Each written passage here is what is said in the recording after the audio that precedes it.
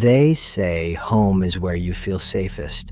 Four walls, a roof, a locked door between you and the rest of the world.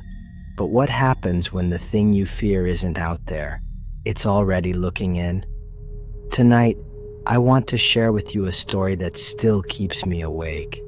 A story about windows, shadows, and the one thing you hope you'll never see staring back. This is The Man in the Window. Emily was 16, alone for the weekend.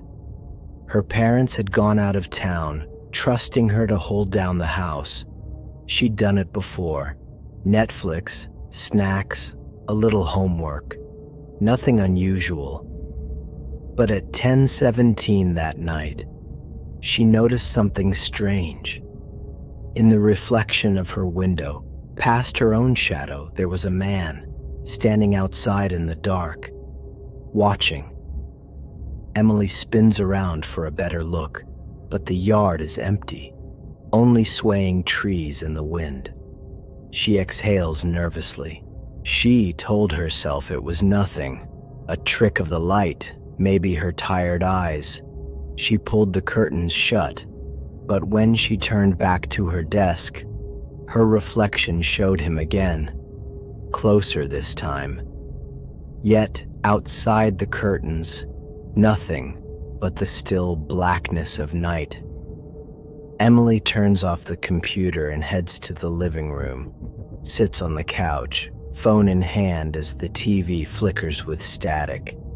Then almost as soon as she sat down, the phone rang, the sound sending a wave of panic into her chest. No caller ID.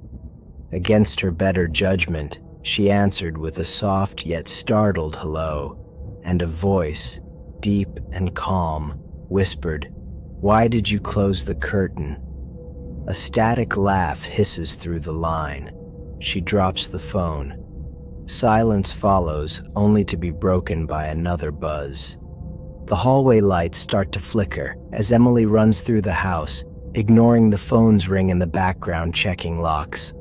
The dreadful sounds of footsteps echo outside, the crunch of gravel seeming to keep pace with her as she runs through the house. Then silence, a small moment of safety as she realized that she locked every door, every window. Her heart hammered in her chest. She grabbed a kitchen knife, clutching it with trembling hands. Minutes dragged by like hours. And then the sound came. 3 soft taps on the upstairs window. Emily creeps into the room and stares at the upstairs window in horror. The man is outside, but the ground below is empty. No ladder, no roof access, just him. She can hear the deep, hollow hum, faint whispering in the background that makes her skin crawl. He shouldn't have been able to reach it. There was nothing to stand on, no way up. Yet there he was, smiling, lips moving, though no sound came.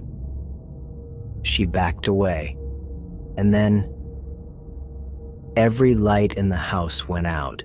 Pitch black surrounds her as Emily fumbles with a flashlight. When she flicks it on, the beam cuts through the dark as the lights start to flicker again. Sounds of heavy breathing, mixed with the sounds of items being tossed around the room, fill the room like static crackling. The beam shook in her trembling hand. She swept it across the living room, the hallway. Nothing. And then she turned it toward the window. He was inside. Quick flash of the man standing in the living room, face half painted, half pale, eyes glowing. Suddenly the lights came back on, and then he's gone. When her parents returned the next morning, they found her curled in the corner, knife still in her hand. The windows and doors were locked. Police said no signs of forced entry, but in the dust on the glass, one clear handprint on the inside. No explanation, no reported power outages in the area, no footprints outside, just the memories of things that go bump in the night. Windows protect us. They separate us from the dark, but sometimes they're only glass. So tonight, when you close your curtains, ask yourself, is someone out there watching you? Or worse, are they already inside? This was Whispers in the Dark. Subscribe and join us again, where every whisper hides a story.